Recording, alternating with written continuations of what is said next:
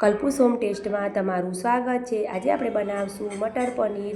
તેના માટે મેં 200 ગ્રામ પનીરને સરસ આ રીતે ટુકડામાં કટ કરી લીધું છે। ડુંગળીને પેસ્ટ કરી લીધી છે। 1 વાટકી વટાણા લઈ લીધા છે।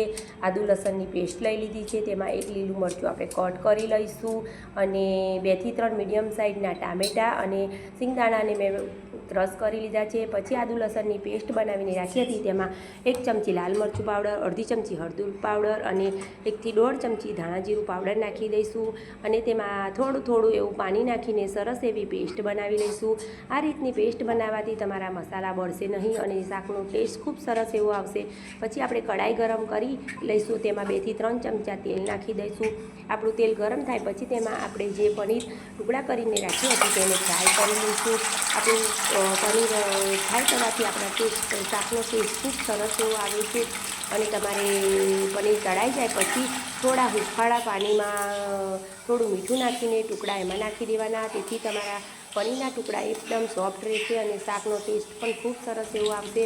મેં બધા પનીરના ટુકડા આ રીતે કાઢી લીધા છે પાણીમાં અને પછી એ જ કઢાઈમાં આપણે 1 તમાલપત્ર નાખી દઈશું અને 1 તજનો ટુકડો નાખી દઈશું અને 2 થી 3 લવિંગ નાખી દઈશું। સૂકા મસાલા આ રીતે નાખી દઈશું અને પછી જે ડુંગળીની પેસ્ટ બનાવીને રાખી હતી એ નાખી દઈશું। તેને આપણે સરસ એવી ગોલ્ડન બ્રાઉન થાય ત્યાં સુધી શેકી લઈશું।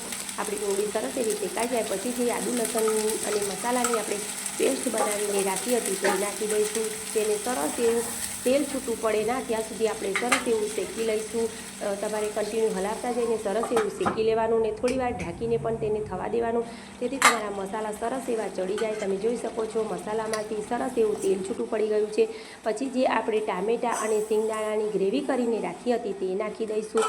તમે સિંગદાણાની જગ્યાએ કાજુનો પણ ઉપયોગ કરી શકો છો, પણ સિંગદાણાથી પણ સરસ એવો ટેસ્ટ આવે છે। મેં બધી ગ્રેવી અંદર નાખી દીધી છે અને તેને સરસ એવું મિક્સ કરી લઈશું।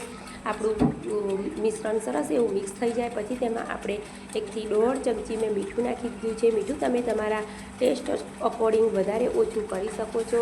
પછી તેને થોડીવાર માટે હલાવીને થવા દઈશું અને સરસ એવું ગ્રેવીમાંથી તેલ છૂટું પડે ત્યાં સુધી તેને કન્ટિન્યુ હલાવીશું અને 2 મિનિટ માટે તેને આપણે ઢાંકીને રહેવા દઈશું, જેથી આપણી ગ્રેવી સરસ એવી ચડી જાય અને સરસ એવું તેલ છૂટું પડી જાય। તમે ફરી ચેક કરી લેજો, સરસ એવું થઈ ગયું છે। પછી આપણે પનીરના ટુકડા નાખી દઈશું અને વટાણાને મેં થોડા ગરમ પાણીમાં બોઇલ કરી લીધા હતા તે નાખી દઈશું। તમે કાજુના ટુકડા પણ નાખી શકો છો અને કેપ્સિકમ પણ નાખી શકો છો। સરસ એવું આપણું હોટલ જેવું મટર પનીર બનીને રેડી થઈ ગયું છે। ઉપરથી અમૂલની ક્રીમ નાખી દઈશું। જો તમારી પાસે ક્રીમ ન હોય તો તમે મલાઈ પણ નાખી શકો છો અને આ બંને ન હોય તો પણ ચાલી શકે છે, પણ થોડું નાખવાથી આપણા શાકનો ક્રીમી એવો ટેક્સચર આવે છે અને શાકનો ટેસ્ટ પણ ખૂબ સરસ એવો આવે છે। પછી થોડી એવી કસ્તુરી મેથીને હાથથી મસળીને નાખી દઈશું અને ઉપરથી ખૂબ એવા લીલા ધાણા નાખી દઈશું।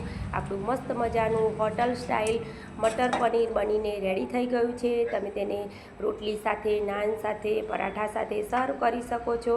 મેં આજે તેને સિમ્પલ એવા પરાઠા સાથે સર્વ કર્યું છે। આ પંજાબી શાક બનીને રેડી છે, સાથે ડુંગળીનું સલાડ, લીંબુ, આપણું મસ્ત મજાનું શાક બનીને રેડી છે। તમે તેને એન્જોય કરી શકો છો। તમને મારી આ રેસીપી ગમતી હોય તો મારી ચેનલને લાઈક કરજો, સબસ્ક્રાઈબ કરજો અને શેર કરજો। તમારો ધન્યવાદ। જય માતાજી।